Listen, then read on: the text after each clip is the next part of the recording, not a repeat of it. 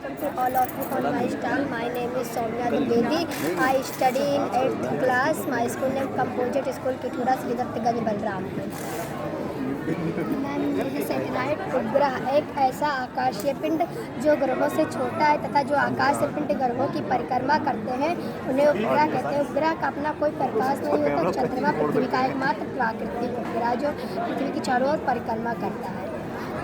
यह ma'am housing इसे मजबूत धातु से बनाया जाता है ताकि अंतरिक्ष के प्रतिकूल वातावरण को सहन कर सके और बिना नुकसान के कार्य कर सके।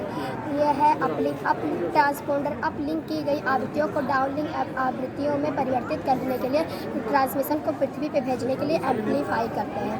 इस सैटेलाइट को 3 कैटेगरी में बांटा गया है। First low earth orbit satellite, second medium earth orbit satellite, third high earth orbit satellite. Low earth orbit satellite ये उपग्रह पृथ्वी के कक्षा के काफ़ी पास होते हैं। इनकी ऊंचाई 160 से लेकर 16 किलोमीटर तक होती है और यह काफ़ी तेज़ गति से पृथ्वी का चक्कर लगाते हैं। इन्हें धरती को स्कैन करने में बहुत कम समय लगता है। Second medium earth orbit satellite ये वो उपग्रह होते हैं जो 24 घंटे में पृथ्वी का एक चक्कर पूरा कर लेते हैं। इनका उपयोग नेविगेशन यानी GPS के लिए किया जाता है। Third high earth orbit satellite ये उपग्रह यानी धरती से करीब 36,000 किलोमीटर की दूरी पर होते हैं और अगर ये आपके ठीक ऊपर है तो हमेशा आपके ठीक ही ऊपर रहेगा। इनका उपयोग कम्युनिकेशन यानी संचार के लिए किया जाता है।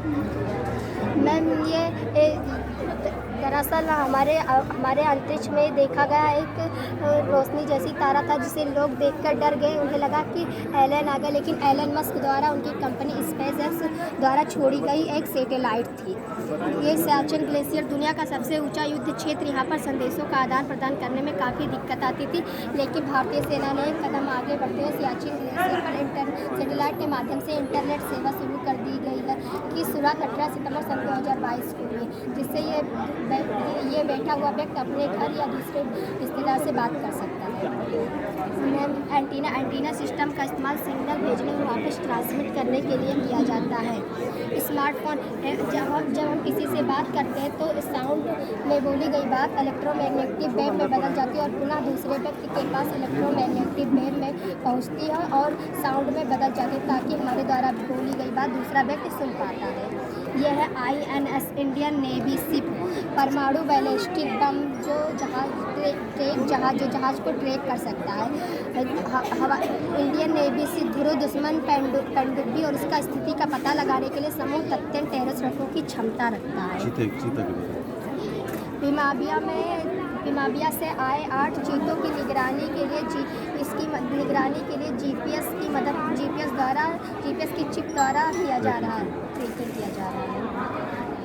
और ये बताइए सैटेलाइट मोबाइल सैटेलाइट दरअसल हमारे स्मार्टफोन में एक GPS रिसीवर लगा था जो सैटेलाइट से भेजे गए सिग्नल को रिसीव करता है और एक निश्चित समय अंतराल ही सिग्नल भेजता है।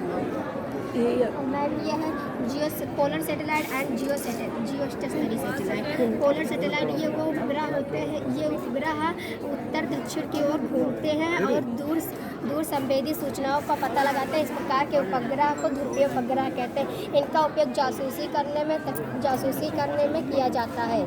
और ये है मैम जियोस्टेशनरी सैटेलाइट। ये उपग्रह पृथ्वी की सतह से देखने पर एक निश्चित बिंदु पर स्थापित प्रतीत होता है और उपग्रह पृथ्वी के साथ घूर्णन गति करती है। इसकी ऊंचाई 22,237 किमी ऊंचा होता है।